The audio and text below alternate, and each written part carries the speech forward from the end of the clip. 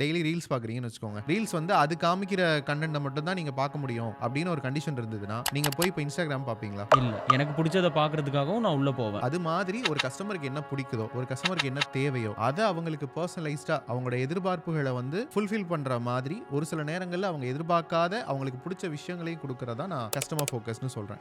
Customer focus அப்படிங்கிறது வந்து ஒரு சின்ன ஃப்ரெண்ட்லி கான்வர்சேஷன். ஒரு செகண்ட் ஹோம் ஃபீல் குடுக்கணும். வேற யாரோ ஒருத்தர்ட்ட பேசிட்டு இருக்கோம் அப்படிங்கிற ஒரு ஃபீல் குடுக்காம, ஒரு பிரதரா இல்ல ஒரு அண்ணனாவோ, தம்பியாவோ, ஒரு அக்காவோ இருந்தா எப்படி பேசுவீங்களோ, அந்த மாரி கேஷுவலா அவங்களோட தேவைகள நீங்க புரிஞ்சுகிட்டு, அந்த ப்ராப்ளம்க்கு நீங்க சொல்யூஷனா உங்க ப்ராடக்ட்ஸ குடுக்கணும்.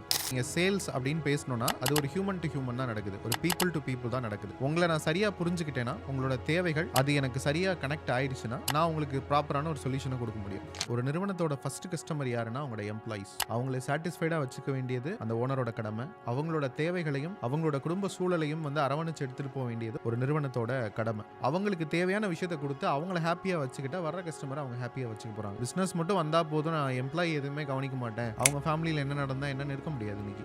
நான் என்ன மைண்ட்ல வச்சுக்குவேன்னா, இந்த ஒரு 15 டாஸ்க் இருக்குன்னா, இந்த 15 டாஸ்க்க இன்னைக்கு நான் கம்ப்ளீட் பண்ணணும். அத ஒரு ஹேபிட்டா வந்து மாத்தி அந்த கேலண்டர வந்து ஃபாலோ பண்ணுவேன். அப்ப என்னன்னா, நான் என்ன நினைக்கிறேனோ அது அப்படியே ஆக்ஷனுக்கு வந்துருது. எல்லாருக்கும் 24 மணி நேரம் தான். அத நம்ம எந்த அளவுக்கு சரியா பயன்படுத்துறோமோ, அந்த அளவுக்கு நம்மளோட குரோத் இருக்க போகுது. போய் தேவையில்லாம ரீல்ஸ் பார்க்கறதுலயோ, ஒரு அன்வான்டட் கண்டென்ட் பார்க்கறதுலயோ பொழுது போக்குறத விட்டுட்டு, நம்ம ஒரு விஷயத்த போரிங் டாஸ்க் தான். பிசினஸ்க்காக செலவு பண்ண டைம் போரிங் டாஸ்க் தான். ஆனா அதுல டைம் எஃபோர்ட் போட்டோம், அதிகமா நம்ம இன்வெஸ்ட் பண்ணோம்னா நமக்கு தன்னால நம்மளோட status will increase, revenue will increase, ஆட்டோமேட்டிக்கா நம்ம வளர போறோம்.